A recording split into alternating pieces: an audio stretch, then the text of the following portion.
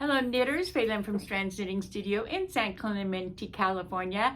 And today I have classes and I have a show and tell, so stay tuned.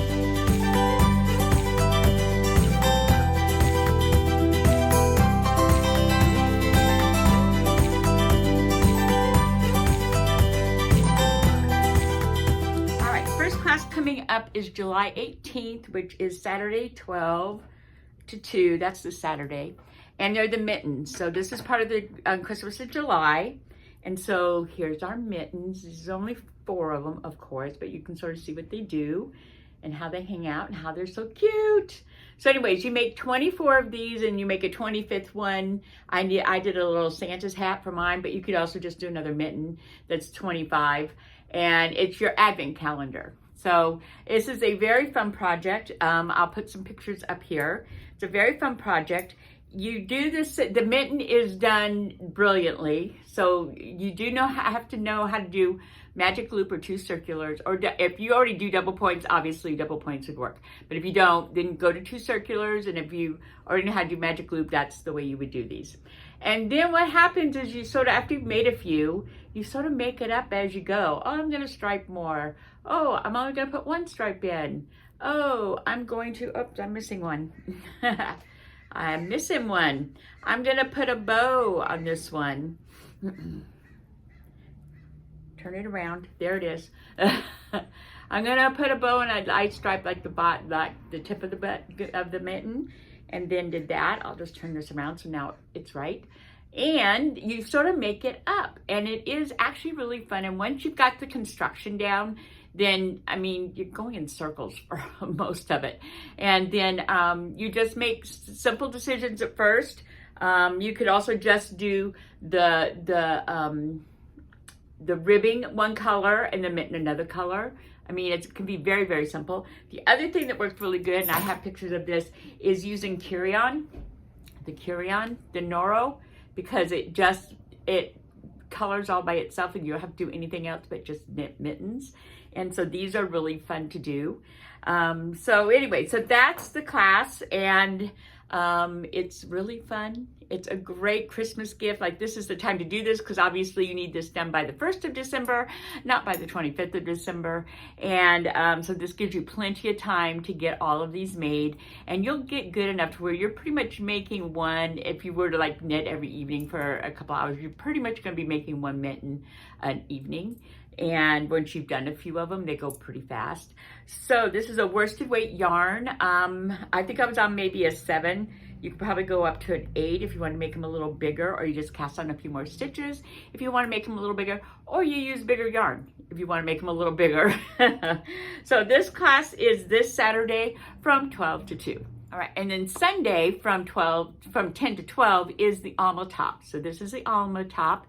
This is a good sort of beginning top. It's a raglan, which is the most made kind of sweater, the construction, where you have, you know, raglans like a baseball tee, where you have these seams right here. So it's top down. You don't have to sew anything. You try it on as you go. Make sure it's fitting correctly. And so it's a nice basic sweater pattern.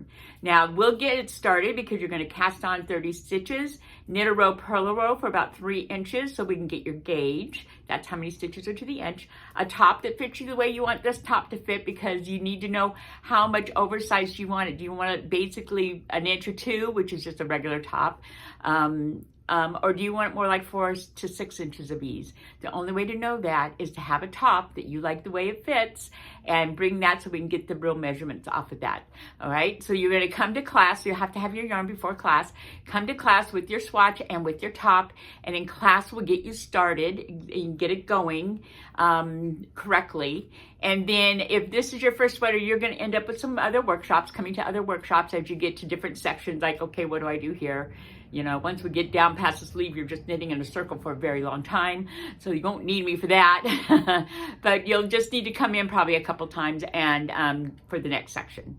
So this is a good top. It's a worsted weight yarn.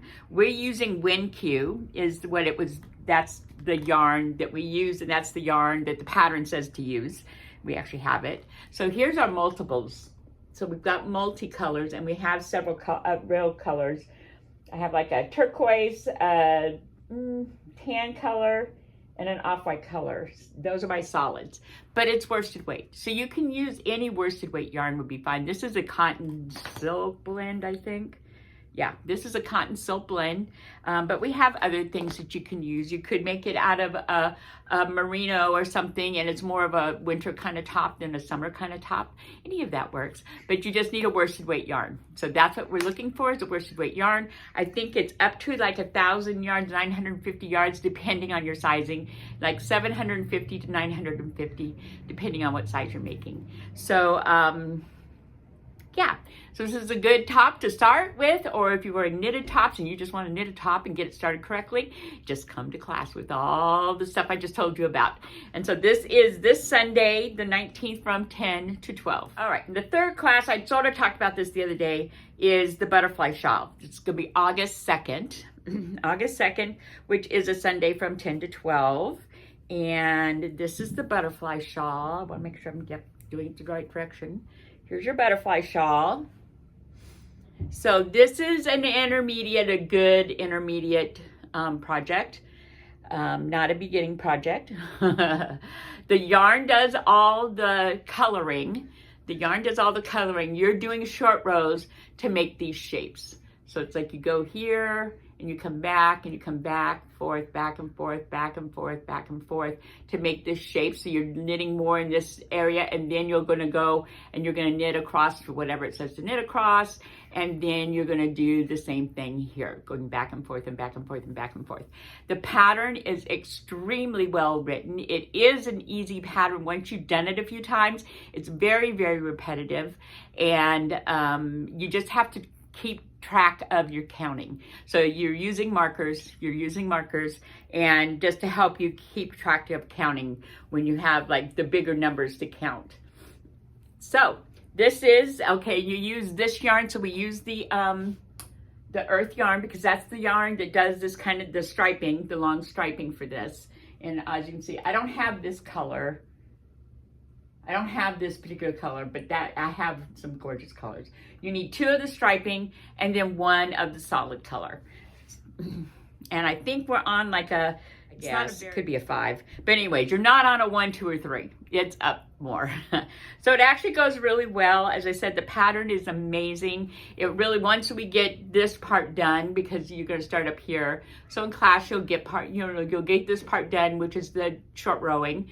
So, and I use German short rows or wrap and turns, because the wrap and turns actually aren't bad to do because you don't have to pick up the wraps on the way back, you just knit it. So either one is an easy way to go. Whatever you're comfortable with is what we can do. And yes, so this is intermediate, and this is August 2nd, which is a Sunday from 10 to 12. All right, show and tell time. So we're knitting tons of market bags. Everybody's way into market bags. We have 2 different patterns. I'll put them up here. These are the ones we've been doing out of the cottons and everything. And then one of my clients came in who had been knitting a long time, and she brought some of her felted bags, and the ones that still need to be felted, like she had some that were felted, some needed to be felted, and everybody got all excited about felted bags. So, and I haven't done felted bags in quite a while at this point. So we're going to do felted bags. So I was going to show you, not all mine are felted, but I was going to show you some bags that I've made in the past, which is, I'm not even going to tell you how many years ago this was, because it sounds like it's impossible that it could be that many years ago. But I will do just a simple bag for class. I haven't picked it out yet. I'm just sort of throwing this out and watch for the class to come up in August. And it'll be a simple bag, very simple for a felted bag. And then felting is, we used to do it a whole lot, and then the newer machines came out. They don't agitate the same way the older machines do. They are much gentler. They either go swish, swish, swish, or if they agitate, they sort of go like this, right? They don't do the that the old machines did. So you're not getting an aggressive amount of movement going, and it takes, some of them don't even felt in the machine, or it takes a long time to felt it. And you really need to do a machine. There's no, hand felting a bag would be, forget it. So I did find this though, this little portable little washer thing that you would have like in a camper or something, and it actually felt really good, and it's only like 40 bucks. So I have one, and we can sort of work with that. Or you can, if you want to end up doing some felting, because you can felt these, you can felt slippers, you can felt hats. There's lots of things you can felt. There's lots of things with patterns for felting. So if you sort of get into felting, you can just buy one of those and use them, and it felt really good. I mean, within, I don't know, 20 minutes, 20, 30 minutes, it's usually felted up, which is really good timing.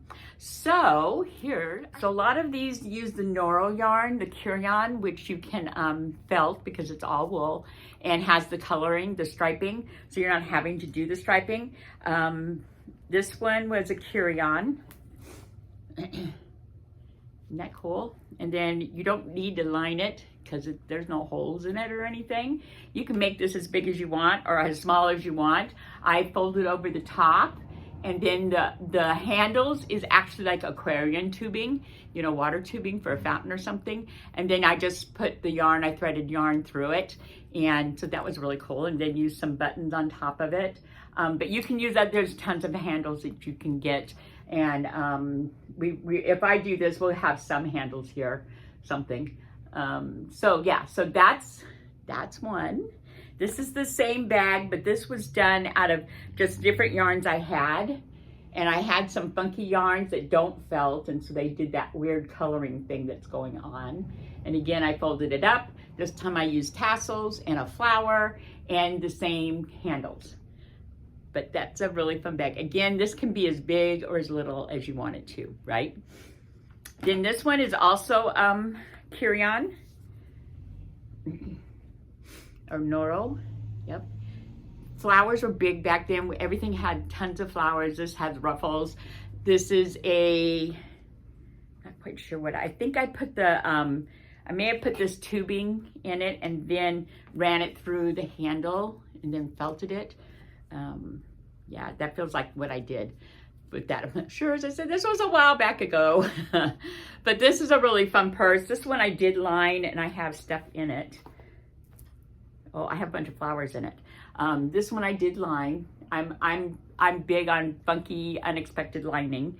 And then we were knitting flowers like crazy back then.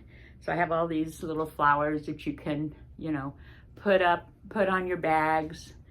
This one's got some beads in it. These are not felted. They're just made. They're very cool. It was a lot of fun. This was a lot of fun to do. This one is felted. And let's see what else is in here. There's a leaf in here. I don't really care about the leaf. And yeah, that's it. Okay, so those are some of the flowers that I just still have that aren't on anything. So that's that. Then my art piece of artwork. This is a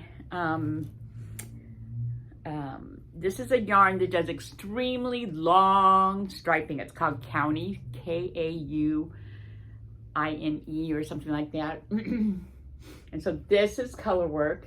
The yarn is doing the work, and it is felted. I changed the top of this bag because I didn't want to flap, and then I put the cool lining in it because why not? But again, this doesn't need to be lined. It's perfectly fine just the way it is. You do not need to line it, but it was sort of fun to line it. And then I have this handle started to come off. Oh, my handles are coming off. And then I just put the cute little handles on them, which again, you can sort of look around and find handles. And then this is a non-felted bag, but it was really one of my favorites that I did. So this is a mosaic pattern. You know how I love mosaic patterns. And I actually put a bottom on this. I actually put little feet. I'm telling you, we were into bags back then. And then these are dowels, and I wrapped the dowels, and the handle and the dowels sort of came together as one thing.